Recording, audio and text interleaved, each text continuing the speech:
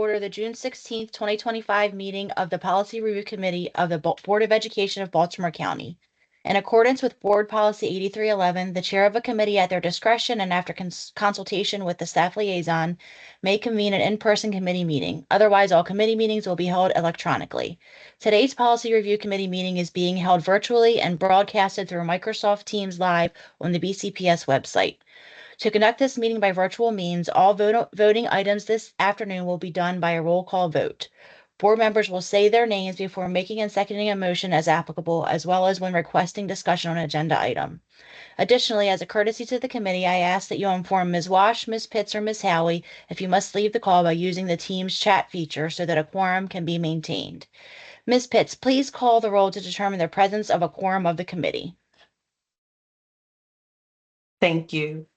Ms. Frimpong? Ms. Harvey? Present. Thank you. Ms. Henn? Present. Thank you. Ms. Stolusky? Present. Thanks. And Ms. Pumphrey? Present. Thank you. Ms. Chike Kalu? Present. Thank you. With 4 members present, you have a quorum, Madam Chair. Thank you, Ms. Pitts. Please call the roll to determine which staff members are present in this meeting. Sure. Ms. Charlie Green?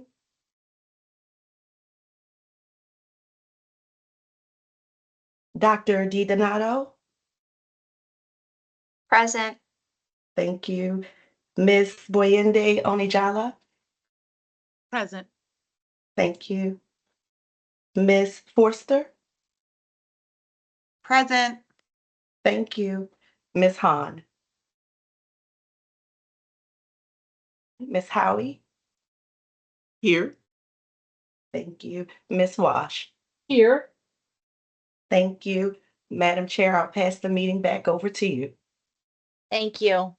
First on our agenda this afternoon is item B1, unfinished business, policy 1270, parent and family engagement. Policy 1270 is on the 2024-2025 review schedule and was discussed by the committee on March 17th, 2025. The committee returned the policy to staff to restore the policy's language, focusing on the board's goal of increasing academic achievement and ensuring student success. Ms. Onijala, if you and appropriate staff could please proceed. Good afternoon, and thank you. Yes, so we have updated the policy statement per the feedback from the last meeting. Thank you all for your feedback, and happy to answer any questions about the updated statement, but I believe it now addresses the concern about tying it specifically to the board's vision and goal of increasing academic achievement. So happy to answer any questions that you might have.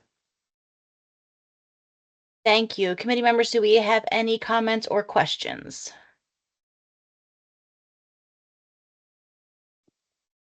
Ms. Pumphrey, this is Ms. Henn. Please proceed, Ms. Henn. Thank you. I'm just reading this now as the latest version was not available on board docs for review. So would it be a problem to return to this for vote later in the agenda? Could we move on to the next agenda item and return to this so that members could take a look at the updated language?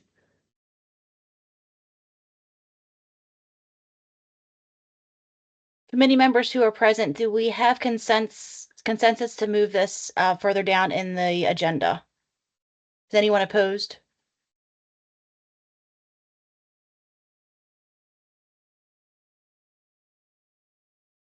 Okay, seeing no opposition, we will move this further on in the agenda, if that's okay, Ms. Howie? Thank you, Madam Chair. Of course. Okay, thank you.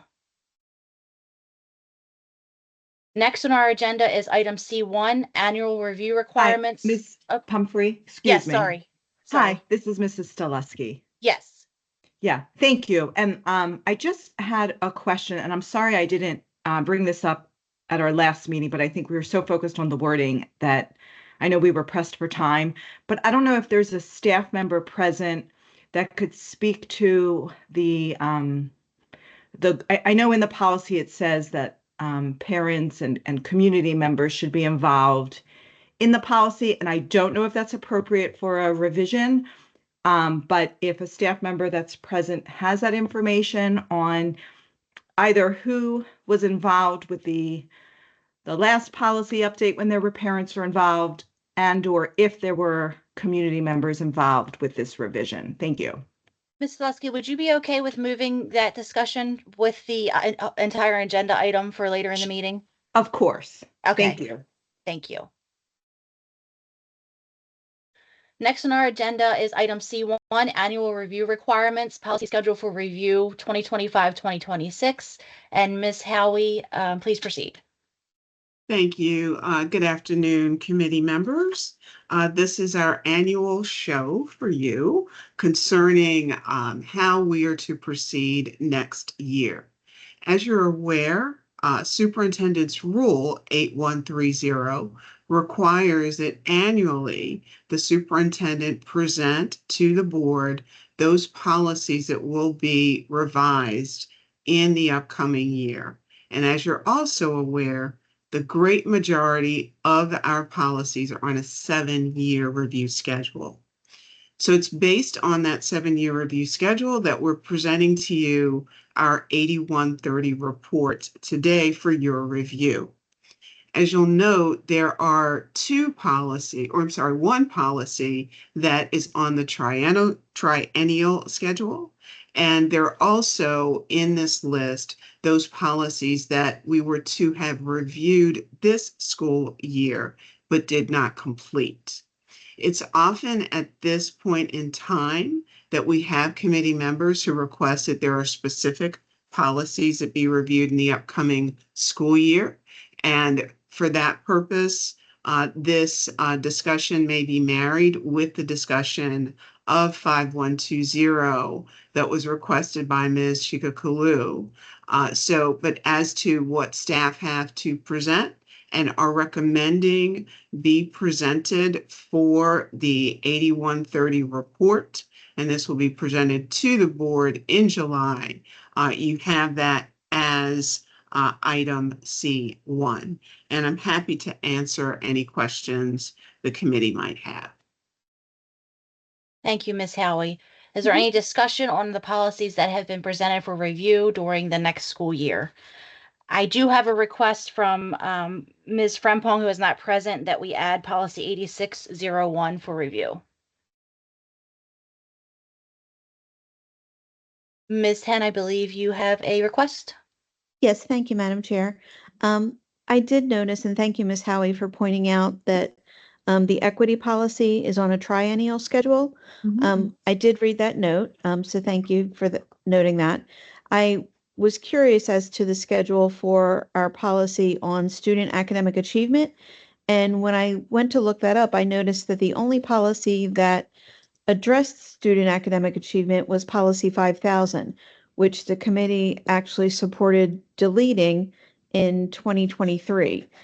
So I would like to ask for this committee's consideration of reinstating policy 5000, and if that could be added to the schedule for consideration of reinstatement, if this would be the appropriate time to do so. Because the full board did vote to delete policy 5000, it would, I believe, need to come to the committee first and be scheduled and then brought to the full board for consideration of reinstatement. And if I need to make that a motion, Madam Chair, I can, and would like to speak to that, if I may. So I just want to be sure I'm clear. You want to add to next year's agenda to discuss reinstating the policy, correct? Yes, ma'am. I believe in order to consider reinstating it, it would need to be added to the schedule. However, I would defer to Ms. Howie, considering that it's no longer an active policy. I'm not sure of the procedure for adding it to the schedule. It's an legacy policy, if you would, considering that the board deleted it in 2023, I believe. I think you're correct as to when it was deleted. So the awkward nature of the procedure, Ms. Hen, is that the board would be voting to consider a policy that currently doesn't exist. So to reach that goal of considering whether or not to consider policy 5,000, let's see. Perhaps the vote could be by the committee that the committee ask staff to review whether or not policy 5,000 is still in place in other parts of your policy manual. And as I recall, and it's dangerous for me to speak out loud without having done the research, but as I recall, one of the issues was that the policy was extraneous because these matters were and these concepts were in other parts of your policy manual. Yes, I think ma'am. that was the rationale. Your memory is outstanding as usual. That is identical to staff's recommendation. And I did research the background, which is how I had that date available. That was staff's recommendation, which the committee adopted as our own, which the full board approved in 2023. However, in looking for a policy to recommend that the committee and board address on a more frequent schedule, as I had wanted to include it on this schedule, the only policy that addressed the board's expectation that students achieve high academic performance was policy 5,000. So given that we had a policy in place that did so, the simplest path that I would recommend would be to reinstate the former policy 5,000. So if this isn't the time to make that motion, I can make it elsewhere. However, I felt while we were discussing the schedule, I would propose adding it to the schedule for considering adoption.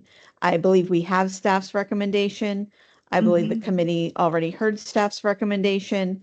I would ask that the committee reconsider our action of deleting the policy because it does not, there's language in it that does not exist in our other policies that address our expectation for high academic standards for both our all students as well as English language learners. There's some gaps in the rest of our policies that I believe are important to address on a more frequent schedule, similar to our equity policy, that we should be addressing more frequently than every 10 years. So that's how I saw the need in reviewing the schedule, which is this agenda item. So if it is appropriate now, Madam Chair, I would make the motion that we add policy 5,000 to the schedule for the committee to consider reinstatement. Ms. Howie, just if I can request some guidance here, policy 5,000 doesn't exist, so I'm not Correct. sure the appropriate way to process this motion. So I wouldn't say that the policy is or that the motion is necessarily out of order. I was actually reviewing the language in 8130, which talks about policies that are being amended or reviewed. And to the extent that a policy that doesn't exist is being reviewed, that is somewhat elastic way to look at it, but I don't believe that the motion itself is out of order, ma'am. Okay, thank you. Ms. Hen, could you please just restate your motion so I can have it in writing and repeat it? Absolutely. Thank you, Madam Chair.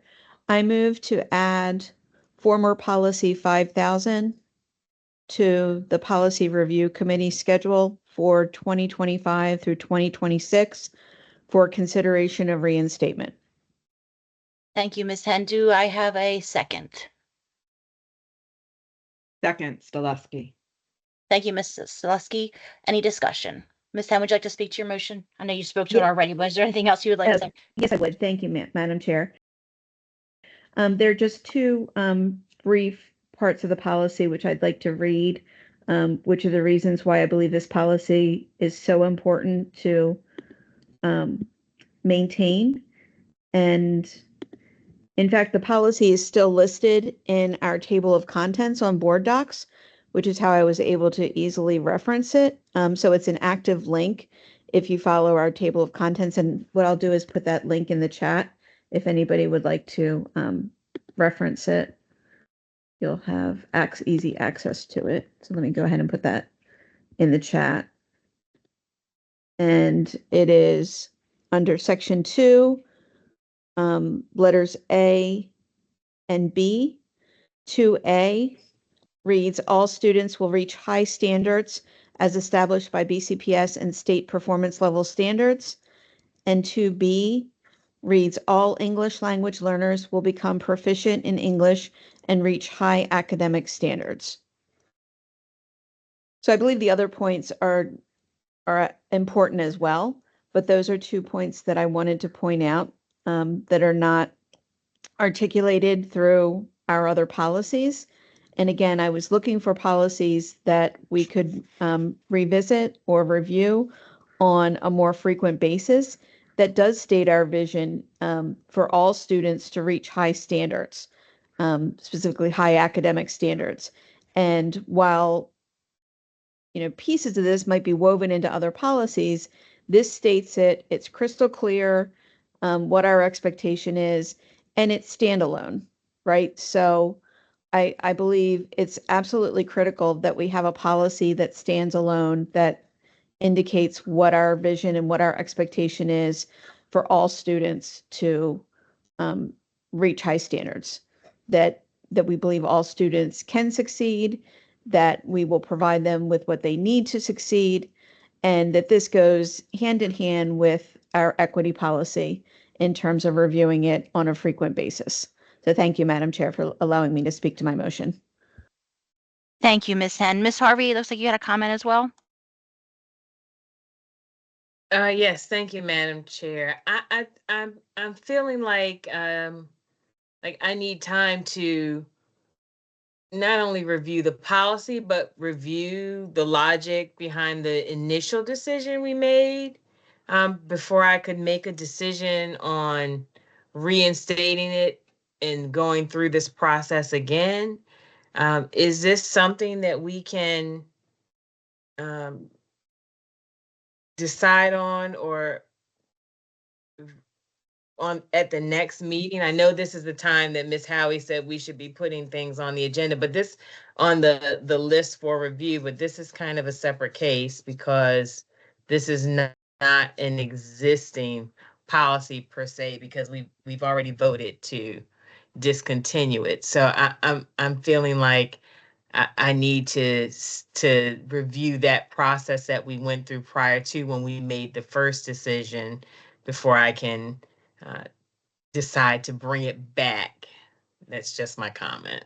So my understanding, and perhaps I've misinterpreted, was that the request to place it on the schedule was the request for the committee to consider whether or not the policy actually should be readopted or reinstated in some way. That your action this evening would not reinstate the policy, because number one, you don't have the authority to do that, nor to be a recommendation to reinstate the policy. It would be a recommendation to include, pursuant to the 8130 report, that this policy be reviewed next, or this non-policy, former policy, be reviewed in the upcoming school year. I thought Yes, that was the request. That is, and I'm clear on that. I guess what my position is, if we've already reviewed this policy and we've made a decision to discontinue it, I would like to review why we made that decision before I make a determination of going through that whole process again. That's just where I am with that one. Thank you, Ms. Harvey. And I was going to make a similar request, but only if the, depending on how the vote goes to add, my request would just be that staff remind us of why their recommendation to remove the policy. If I remember correctly, it's been a couple years, but it was a lengthy discussion. And if we're going to bring this back up, I want to make sure that that's reviewed again, and that at that point the committee could change and committee members could change. So I think it would be important to make sure that we are brought up to, whoever is on the committee is brought up to date as far as why the policy was removed. Ms. Hennett, you had another comment, I believe. Yes, thank you, Ms. Pumphrey. I don't remember discussing the policy itself in detail, and I do remember the discussion, and I remember staff's recommendation, and the reasoning or rationale behind the recommendation for deletion. And Ms. Howie articulated it perfectly when she said that the elements of Policy 5000 exist in other policies. I do remember that, and it was crystal clear why the recommendation was made. However, the committee didn't discuss the policy itself when we supported the staff recommendation to evaluate it on its own merits. So my motion to bring it back is to allow us to have the opportunity to discuss it on its own merits and ensure that we aren't tossing the baby out with the bathwater, so to speak, and to ensure that, yes, we have covered everything we want to cover in these other policies, because it's my belief that we haven't. So I would like to have that conversation with staff, because if they feel that we have, there's a difference of opinion here, and I'd like the committee's input into this, and for us all to have that discussion, because that did not take place when this policy came up, when the recommendation for deletion came up. We didn't discuss 5,000 in any length or detail, like I said, on its own merits. And it's so important of a policy. We're not talking a minor policy here. We're talking about the number one mission of our school system, to provide kids with the education they deserve and that we want them to succeed. And we don't have a policy that is standalone that says we want them to perform and that we have high standards for them. We don't have that now. And to say that we have policies that weave that throughout and it's, a footnote, that's not satisfactory in my opinions, but I want to have that discussion. So my motion simply asks the committee to support adding it to the schedule for discussion. That's all. And to hear what staff have to say, hear their rationale, and to have a discussion that was never had. And when I look back and I thought, I supported the recommendation to delete. So it made sense at the time, but I think it was done in haste, to be honest, and I would like to bring it back for further consideration. Thank you, Madam Chair. Thank you, Ms. Henn. My comment is that I wouldn't necessarily say that the decision was made in haste. I think that the committee, at least at the committee level, we would have put thought into this. However, I am open to adding it for further review so that we can be reminded of the reasons why it was deleted in the first, or recommended for deletion by staff in the first place. Any other comments or questions from other committee members before we vote on the motion? Okay, seeing none, Ms. Pitts, can you please do a roll call vote? Yes. Ms. Harvey? I don't have enough information to make an informed decision on this. Like I said, I'd like to see the transcripts from the previous vote. So my vote is no. Right. Thank you, Ms. Henn. Yes. Ms. Zalusky? Yes. Ms. Pumphrey? Yes. Ms. Chike Kalu? Yes. All right, Madam Chair, you have 4 in favor. Thank you. So the motion passes. And we will add former policy 5000 to the 2025-2026 PRC schedule. Any other policy recommendations or discussion on the policies that are currently on the list? We have added 5000 and we mentioned 8601 if there are no opposition to that. So adding that per Ms. Frimpong.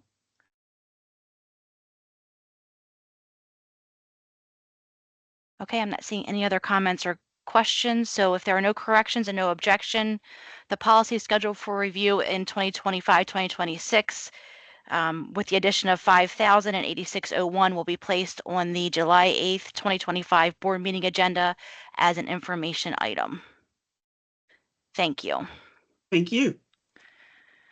Next on our agenda is item C2A, policy 5120, attendance and excuses. Ms. Chikalu requested that this item be added to the agenda to discuss potential changes and to determine if policy 5120 should be added to the policies scheduled for review in 2025-2026. Ms. Chikalu, please proceed. Yes, thank you. So I was reviewing policy 5120, and I just kind of wanted to request that we introduce, I guess, 2 specific absence codes, and that would be along the lines of mental health and then family care absences. And this was primarily because I know other LEAs have started adding that into their attendance policy, like Howard County. And so for this, I wanted to particularly implement mental health days. And then I guess a particular stipulation that I wanted to put on that, because I know Baltimore County is always trying to reduce chronic absenteeism, and that would cap it at 4 4 lawful absences per academic year without like medical documentation or documentation from like a behavioral health provider. And then after that, it would require formal documentation or engagement with like schools, mental health services. And then for family care absences, my thought process behind adding it was primarily just because oftentimes students do have to engage in caregiving for other family members. And so I wanted to add that specific, I guess, explicit protection for students. So if they do have that situation, they would automatically have a lawful absence on it rather than ambiguity or it being determined on a school by school basis. Thank you, Ms. Chikalu. The floor is now open for discussion from other committee members. Ms. Chikalu, thank you for your thoughtfulness in this. I do appreciate it, and I think it's would be a great addition for our policy, and certainly am up for discussing this further next year during our committee meetings. Any other comments or questions? And do we have consensus to add this recommendation for the policy schedule for review?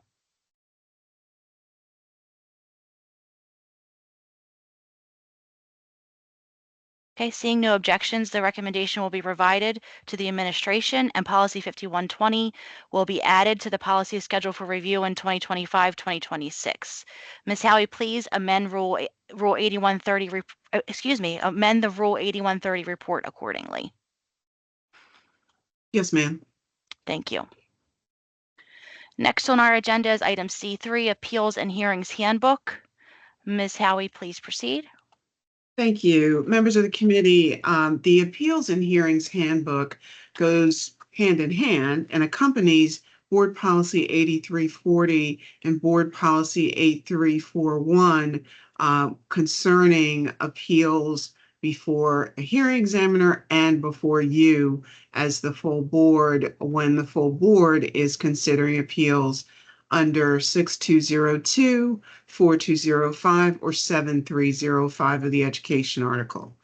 This document was created at the behest of the Policy Review Committee to make sure that litigants, many of whom are unrepresented, had a sort of a soup to nuts explanation of what to expect at a hearing before a hearing examiner or a hearing or oral argument before you as members of the board. Just want to highlight a few changes.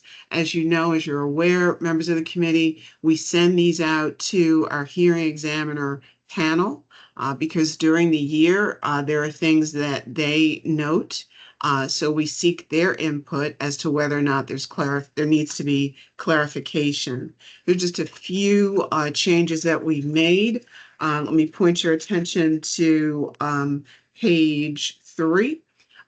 We realized that we had excluded 7305 from this document, even though 7305, which is the reference to the statute concerning the expulsion and suspension of students is included in your policy itself. So we've included it here. There are also periods that we've changed and commas that we've changed because we still have vestiges of the Oxford comma living here. Finally, we have changed the language that references licensed as opposed to certificated employees because they're now considered to be licensed employees. And we've also included language that reflects current practice. You can see that on page 10. And as I indicated, the licensed employees, that terminology is changed on page 9. And I'm happy to answer any questions the committee might have. Thank you, Ms. Howie. Is there any discussion on the recommended changes to the Appeals and Hearings Handbook?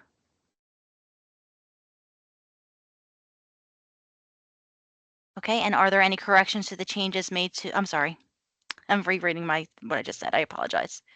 If there are no corrections and no objection, the Appeals and Hearings Handbook will be presented to the board as an information item at the July 8th, 2025 meeting. Thank you. Thank you. Next on our agenda is item C4, Policy Review Committee Editing Conventions. Ms. Howie, please proceed. Thank you. Members of the committee, those of you who have been with this committee for a while know that this is my favorite document in all the world because bureaucrats love rules. The policy editing conventions tell staff how you as members of the board want to see policies, how policies are to be presented to you. So this document standardizes how policies are to be presented and how policy analyses are to be presented. So we've just made a few changes, mostly for clarity to help staff. But I did want to bring to your attention what we've done on page 5 concerning the policy analysis. As you're aware, Superintendent's Rule 8130 indicates that the staff is required to provide in the policy analysis an equity lens. But we never changed the editing conventions. The rules sort of got changed after the editing conventions were already in place. So what we've done here is standardized for staff where those equity lens considerations go in your policy analysis, even though we had already instructed staff as to how those were to be incorporated. We wanted to make sure we were being consistent across the board. So that was placed or has been placed in your policy analysis at a specific place. Other than, again, a few things that clarify some of the language, that is the only substantive change to the editing conventions. And as you see, we've been doing this document for quite a while. This is our 15-year anniversary with the policy editing conventions. And I don't know what you get at your 15th anniversary, but I can register somewhere if someone wants to provide something. Thank you, members of the committee. Thank you, Ms. Howie. Is there any discussion on the recommended changes to our editing conventions? Okay, if there are no corrections and no objection, the editing conventions will be presented to the board as an information item at the July 8th, 2025 meeting. Next on our agenda, thank you, Ms. Howie. Next on our agenda is D1. Ms. Howie, is it okay to go to D1 or should I go back to the initial? I was actually going to ask whether or not, given that this discussion might take a little bit more time, not that this is not helpful for staff to listen to, whether or not the committee would be prepared at this time to discuss policy 1270. Thank you, Ms. Howie. Ms. Hen, I think you brought up the concern. Are you okay to proceed at this point? I am, Madam Chair. Thank you. Okay, thank you. So we are returning to item B1, unfinished business, policy 1270, parents and family engagement. Policy 1270 is on the 2024 review schedule and was discussed by the committee on March 17, 2025. The committee returned the policy to staff to restore the policy's language, focusing on the board's goal of increasing academic achievement and ensuring student success. Ms. Onijala, if you and appropriate staff could please proceed. Good afternoon, and thank you again. Myself and Susan Hahn are here, and we are ready to answer any questions that you might have. As I was mentioning earlier, we made the changes to meet the suggested feedback from the committee regarding the board's ultimate goal of increasing academic achievement for all BCPS students. So we believe we've updated this policy to reflect that feedback, and we're happy to answer any questions. Thank you. And I know that that was repetitive, so I appreciate you. That's okay. Is there any discussion on the recommended changes to policy 1270? Ms. Henn? Thank you, Madam Chair. I just have one comment about the changes, and thank you for making these. In the former 1B, there is a final clause of that sentence under the board's vision that was not included in the new language that I believe the committee had expressed its desire to see included. And that is the final clause that reads, "and ensuring that every student is prepared for college and/or career opportunities." And that would follow the phrase "increasing academic achievement" on line 13. Just a second, because I thought, let me go back to the screen. I thought I saw that there. Yes, and I'm reviewing as well. I don't believe. Let's see. Oh, I see, because the whole section's coming out. Let me go back to you said line 13, Ms. Yes. Henn? Yes. Okay. Ms. Onijala, did you have a comment? I apologize for The cutting rest you of the off. language is all there. Thank you. Yes, no, I was just saying, thank you, Ms. Henn, for her suggestion, and that we can go back and review that. I think in our desire to kind of capture and summarize the board's vision and goals, that was not included, but we can certainly add that back in. Thank you. And I'm also trying to represent my colleague, Ms. Frempong's comments as well, as I believe we were both interested in seeing that the full language be reflected in the new policy statement. So Absolutely. Thank you. Thank you, ma'am. Thank you, Ms. Henn. Ms. Selusky, did you have a question? Oh, Madam Chair, pardon me. Do we Yep, need a sure. motion for that change to be made? Committee members, do we have any objection to that change mentioned by Ms. Henn? Otherwise, we can move forward with unanimous consent. Okay, I'm seeing no objections, Ms. Henn. Thank you. Ms. Selusky, do you have a question? Yes, thank you. This is just a follow-up to the question I had earlier, and thank you so much to your team for doing the revisions. So I'm looking at the policy analysis, line 17, where it says that it's the requirement for each LEA to evaluate with the involvement of parents, caregivers, et cetera, the content and effectiveness of the policy, ... So I just was wondering if there was any community involvement with the revision and with the reevaluation of the policy, and if so, then kind of what was the makeup of that group, and any feedback relevant to the policy was provided. And thank you very much. Thanks for that question. I'll take that one. We do an extensive outreach to get feedback on this policy. So we will have messages in our e-newsletter, our staff newsletter, FaceTime newsletter, and on our webpage requesting feedback over a couple months. And then we also, every Title I school includes the policy for review when they're reviewing the BCPS Title I Family Engagement Plan. So that happens at the beginning of each year. most Title I schools. And then we also, and out of the Office of Family and Community Engagement, we share the policy with PTA leaders from around the county and ask for feedback from them. And then we also share it in our community networks of meetings that we attend around the community. So that really includes community partners per se. And then we ask at every parent university workshop, such as our lunch and learns that we put on. And then we share it at our big events and ask for feedback at such like BCPS Fest and our Special Education Resource Fair. So we work together, several offices, to be sharing the policy and to get the feedback. And then we also, this year particularly, have really shared it with staff and at faculty meetings so that they understand we have this policy and they can speak of it if they need to with families. Thank you. It sounds like you really have a comprehensive outreach, which is wonderful to hear.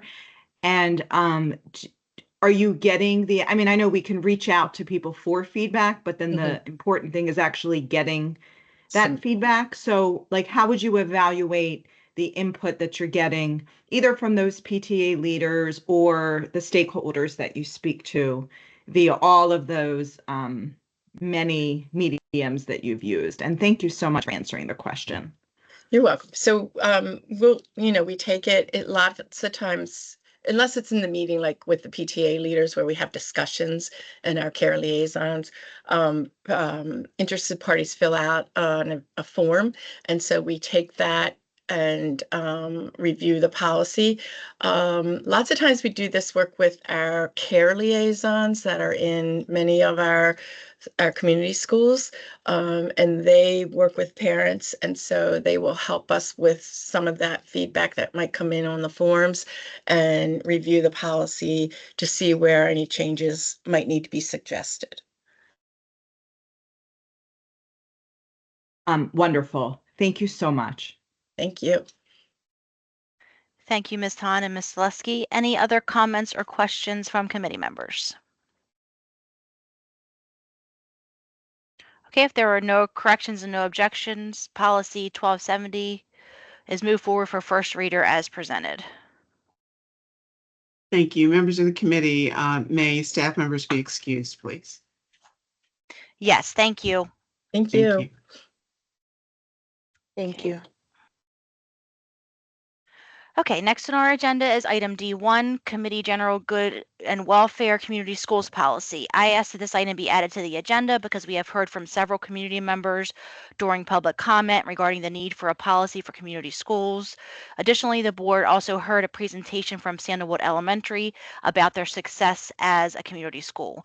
I would like to discuss whether a policy is necessary, and if so, what should be included in the policy. So what stuck out to me during the report on community schools with Sandalwood Elementary being featured was their mention more than once of using a transformative model for community schools. If we do move forward and agree that a policy is necessary, I would like to include, something that states that we do want transformative models for our schools across the system, and to ensure that each community school is using a transformative model. I think a community schools policy would be helpful to ensure a more consistent approach to community schools throughout the county. We discussed during or after that report, there were some questions asked and some discussion from board members regarding the fact that several of our schools are doing an amazing job as community schools. Of course, there are some that are just starting and some that have been community schools for a few years, so I understand the inconsistency there, but I think a policy would help to jumpstart any new schools and continue with current schools to make sure that we're consistent with our implementation throughout the school system. I know that the needs assessment process will look different for each school because each individual school has specific needs, but I also don't think it would do any harm to request staff with our input to at least come up with a draft policy that we can review with staff recommendations to determine whether or not we want to move forward with that policy. Any other discussion from committee members? Feedback? Ms. Harvey? Thank you, Madam Chair. Just a couple of things. I'm still not clear on what concern, and I heard what you said about consistency and implementation. My question, I guess, with that is, does that bleed into operations if we're designing a policy on implementation? And what are the specific concerns that, as a board in our role in governance, would we be addressing in a potential community schools policy? So my thought is to guide implementation. So the policy, of course, would not, that would be, the implementation would be more, is more appropriate for the rule. But my thought is if we can put in place a policy, and there is at least one system that has a policy, which is Baltimore City. If we could put in place some policy that sort of guides implementation to ensure that each of our schools is using a transformative model, but the implementation of that would not be from us, it would be from the rule. And so a broad approach. Also, I think a definition of that's focused on listening to the community, a definition of community schools that puts in place that we are focused on listening to the community frequently and being responsive, and whatever other, just something in place to make sure that we're being consistent, and not with anything that has to do with implementation, because that would be for the rule, but to guide the rule. And of course, with more input from the committee, so that we would know, we could guide staff as far as what we want included in the policy. Ms. Hen, you also had a comment? Yes, thank you, Madam Chair. I too am thinking of the policy in broad terms, in terms of what it can or should include. And one need that I see is to cover how we determine that a school is going to be a community school. Also, how we determine whether a school is a Title I school. And I know that's different, but any type of determination that's made that results in a school receiving a different resource allocation or providing different services, how that determination is made, because I know I field a lot of questions regarding that, and having some consistency in that in the policy, or having that in policy so that it's transparent, would be helpful. And part of that may be in the rule, but setting the expectation that it is consistent in the policy would be a foundation for a rule for those guidelines, if that makes sense. And I think if the policy is broad enough, then that could possibly fall under that umbrella. But I think it's a great suggestion, and thank you for bringing this up. Thank you, Ms. Hen. Another comment that I would have is that we do realize that the blueprint for Maryland's future law is the minimum of what was called for.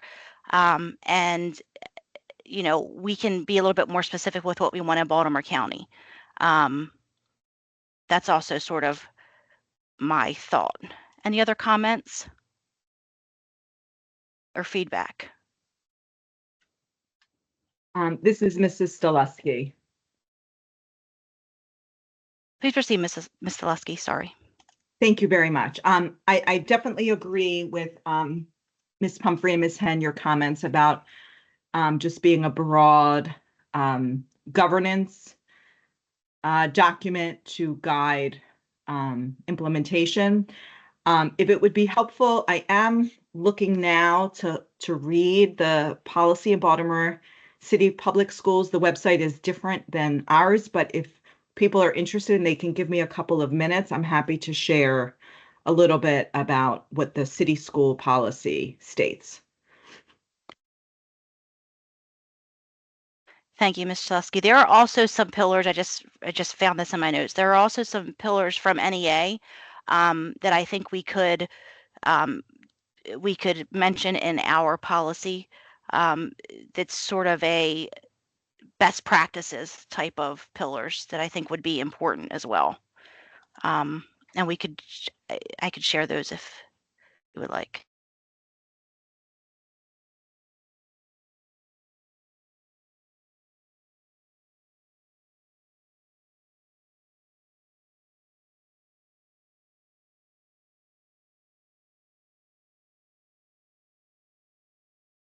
Okay.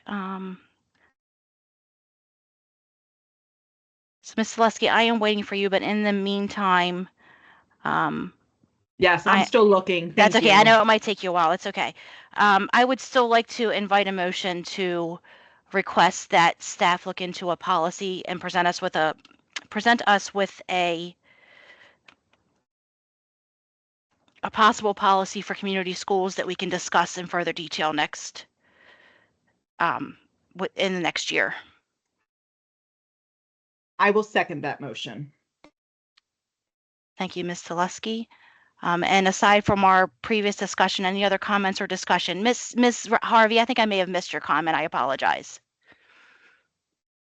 No, I was just wondering, like, these designations that we're talking about including in the policy are formulaic, aren't they? They're income based. So some And of so the are we, I'm sorry. That's So okay. Go are ahead. we considering expanding the criterion that is currently used? Is that what the intention is? In terms of that aspect of the creation of this policy? I can't speak for everyone else, but my intention would not to be doing anything separate from what's already designated in Maryland law, but just to be more consistent across our schools. I'm not sure if Ms. Hen wants to speak to her recommendation.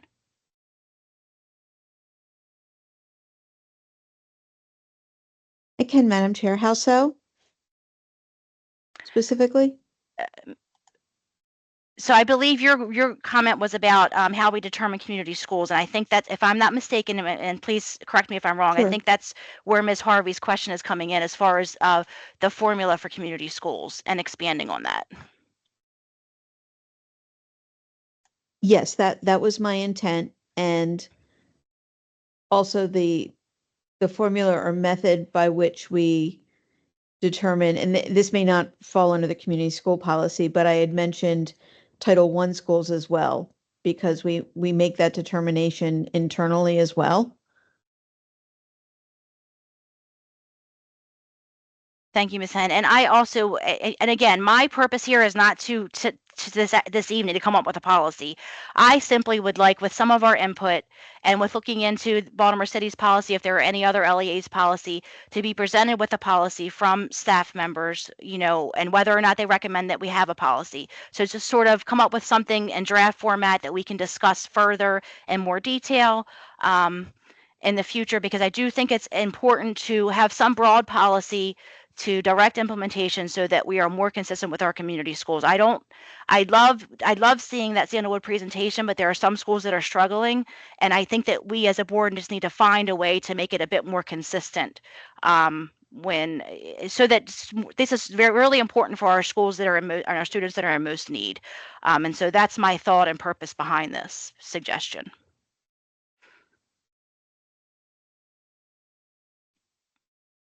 Ms. DiDonato, I think you have a comment as well. Hi, yes, thanks, Ms. Pumphrey. I just wanted to provide a bit answer to one of the questions. So community schools are determined by MSDE, and Melissa Forrester is here also because we wanted to be able to hear firsthand some of this discussion as we move forward, if that's the desire of the committee. It's determined by MSDE, and it's a 3-year average of poverty levels within an area. And so we don't identify the community schools. We actually receive the information from the State Department of Ed, and I can certainly turn it over to Melissa to provide a little more information about that. Additionally, and Ms. Hen, you sort of alluded to the community schools and Title I eligibility and criteria are different. And so Title I is annually determined versus community schools, which is this 3-year average.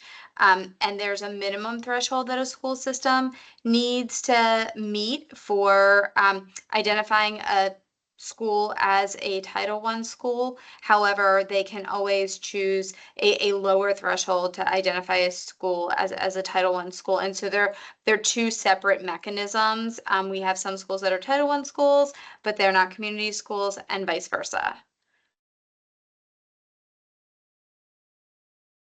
Madam Melissa, Chair, did you may I want to ask add a follow-up? anything? This is Ms. Hen. I'm sorry, Ms. Hen? I'm sorry. May I ask a follow-up of Dr. DiDonato? Yes. Thank you. Thank you for that information and clarification, Dr. DiDonato. The ultimate determination, though, for Title I is up to BCPS, though, correct, in terms of where that threshold lies in terms of available Title I funds and which schools are classified annually as Title I schools?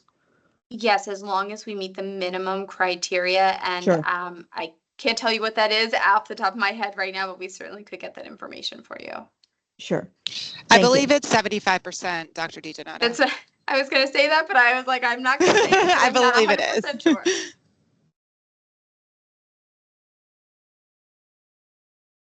Thank you. Thank you for that clarification as well. Nope. Any other comments or discussion before we vote on the motion? Okay, Ms. Pitts, can you please call the roll? Sure. Ms. Harvey, I am hesitant to include formulaic decisions regarding the inclusion of community schools or the identification and designation for Title I in community schools in a policy where that's already established at other levels, so my vote will be no. okay. Ms. Hen, Yes. Ms. Delusky, Yes. Ms. Pumphrey, Yes. Ms. Chike Kalu. I believe that the policy is necessary for consistency, but again, I echo the same sentiment as Ms. Harvey when it just comes to formulaic, I guess, entitlement and kind of, I guess, the difference between the 3 and 1 year. So I will most likely, I'm going to abstain from this vote. Right, thank you. Madam Chair, you have 3 in favor. Okay, so the motion fails. Thank you, committee members. The floor is now open to members of the committee to discuss issues of concern. I must emphasize that this is not the time to conduct business, as there has not been notice provided as required by the Open Meetings Act. Next on our agenda is item D2, annual review of policy committee work, discussion of quantitative, qualitative efficacy analysis. Excuse me, members of the committee, my apologies. May Dr. DiDonato and Ms. Forster be excused. Yes, and I apologize that I was probably moving too fast. Thank Thank you. you. Thank you, colleagues. Thank you. Thank you. Okay, there was discussion at the November 9th, 2024 board meeting in the context of policy 8270 board committees about whether an annual review would be appropriate to determine whether each committee is necessary and whether it has been effective in moving the school system forward. I added this item to the agenda so that we could discuss whether we wanted to develop standards or criteria upon which to evaluate the efficacy of this committee. For instance, do we want staff to provide us with a quantitative report, midterm or end year end, that details how many policies we have reviewed each year and whether the policy was finally approved by the board in the year it was reviewed or whether it was carried over to the next school year? Another example might be a qualitative analysis of whether, as a result of our committee's policy review, we made recommendations to a current policy or recommended a new policy that reflected a board proposal, incorporated a board public comment recommendation, or passed an amendment that brought the school system into alignment with current emerging school system practices and culture.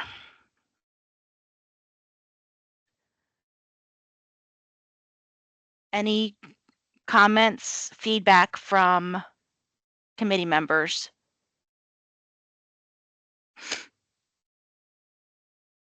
Ms. Hen? Thank you, Madam Chair. I think it's a timely discussion we're having today, given that we approved the schedule for the 2025-26 committee meetings and the policies that are up for review.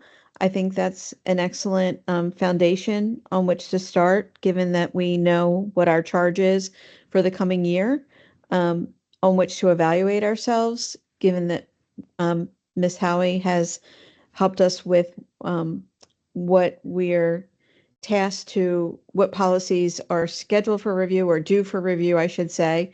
And we can look at quantitatively how many of those policies came to committee for review, which were considered, not necessarily which completed for review. And maybe those are two different metrics, but which were discussed.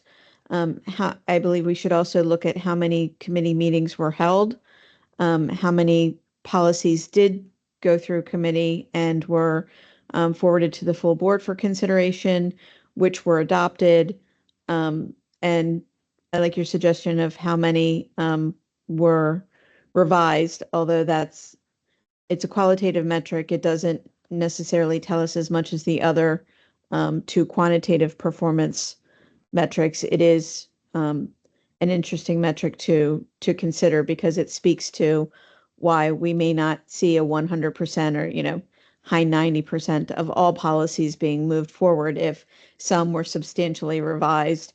Another metric we may want to consider is how many new policies were introduced and moved forward. So that's an addition I would recommend. So thank you.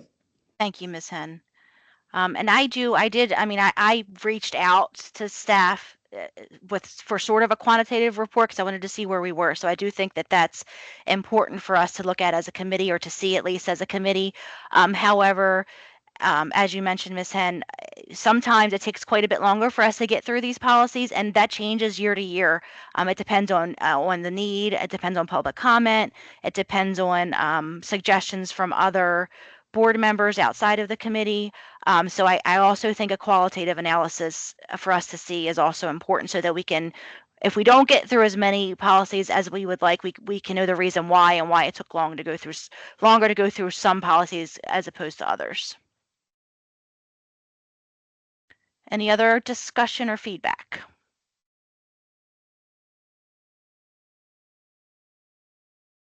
Okay, thank you. Ms. Howie, do I need to do anything with this or do you all have what you need? I think so. Just to recap, members of the committee, you want a quantitative analysis that would include the number that you've considered, the number of committee meetings you've held, how many were forwarded to the board, how many were adopted, and then the number of new policies introduced. Was there something I missed? That sounds good to me. It looks like Ms. Hen, you have a follow-up as well? Yes, thanks, Madam Chair. It may be helpful to note how many policy updates were as a result of legislative mandates that the committee prioritized and was able to move forward. So since the adoption of a schedule, from time to time, Ms. Howie will say, we need to do this because of legislation, and the fact that we prioritize those with her guidance, and we're able to move those forward so that we remain in compliance is important and a useful metric that we may want to include. Thank you, Ms. Hen. Thank you. Okay, I'm not seeing any other comments or discussion items. So next on our agenda is announcements and adjournment. The next meeting of the Policy Review Committee is scheduled for Monday, September 15th, 2025. Because there is no further business, the meeting is now adjourned. Thank you, everyone. Thank Thank you. you. Good night, Thank you, everyone. committee members. Good Thank you. evening. See you in the fall.